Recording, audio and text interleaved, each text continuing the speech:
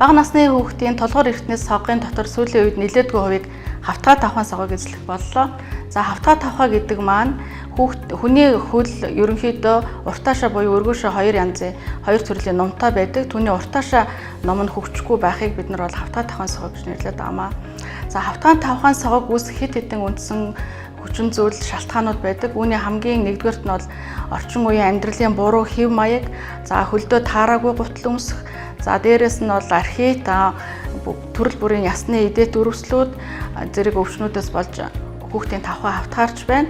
За 0-оос 2 настайд бол хүүхдийн тавхай хавтгай байхыг ерөнхийдөө бид нар бол хэвийн үзэгдэл гэж үздэг. За 2 наснаас дээш хүүхдийн тавхайд ном үүсч хөгжихгүй байхыг бид нар бол эмгэг гэж үздэг юм байна. Тавхай хавтгаарснараа ямар одоо сөрөг үр дагавар царай гэвэл хүүхдийн хөл өвдөх, өвдөгний үеинд өөрчлөлтөх, цаашлаад түнх, баган нуруунд өөрчлөлтөх бол үндсэн хэд хэдэн өөрчлөлтийг өгдөг. За хавтгай тавхан согыг бол эцэг эхчүүд гэрийн нөхцөлд бол онцлоход бол бүрэн боломжтой. Хэрвээ тавхаагаар бол бүтэн гიშгэж байх юм бол энэ хавтгай тавхаатай байна гэж эхний шинж тэмдэг илэрдэг. Араас нь харахад хүүхэд бүтэн хөлөөрөө одоо газар гიშгэж идэг. Бүтэн хөлөөрөө газар гიშгэж байх юм бол энэ ном бол хавтгай байна гэсэн бол эхний шинж тэмдэг эцэг эхчүүд төрөх ёстой.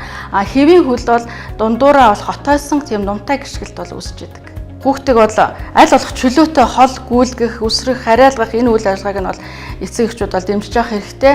Ялангуяа одоо орчин үеийн амьдралын хэм маягт хэтэрхий их автснаас хүүхдүүд бол ер нь паркетын шал тэгээд хевсэн дээр дандаа хөл нүцгэн явдаг.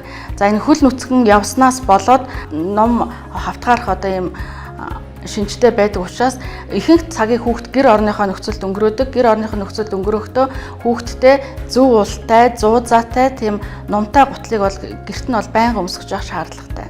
За хавтгай тавхан согог бол хүүхдэд бол ямар нэгэн зовир шаналгаа үүсгдэггүйгээрээ бас онцлогтой. Түүнийг бол эцэг эхчүүд ажигладаггүй. Гэхдээ энийг ажиглахгүй удаан хугацаанд яваад ах юм бол өвдөх, түнхний үеинд өөрчлөлтөх, баган нуруунд өөрчлөлтөх ийм эрсдэлтэй байдаг. Ер нь хүний одоо тавхай бол хүний ачааллыг зөв жигд хуваарлж өгөх, баган нурууны ачааллыг багасгах тийм гол үүргийг гүйцэтгэдэг тийм эрхтэн байна. Хэрвээ та бүхэн хүүхдийнхаа тавхайг хавтгай гэж эцэг эхчүүд үзэх юм бол биднэрт хандаж нарийн мэрэгжлийн эмчийн зөвлөгөө авч нас буюу хүүсэнд нь тохирсон эмчилгээг бол сонгож биднээр хийх бол бүрэн боломжтой байгаа.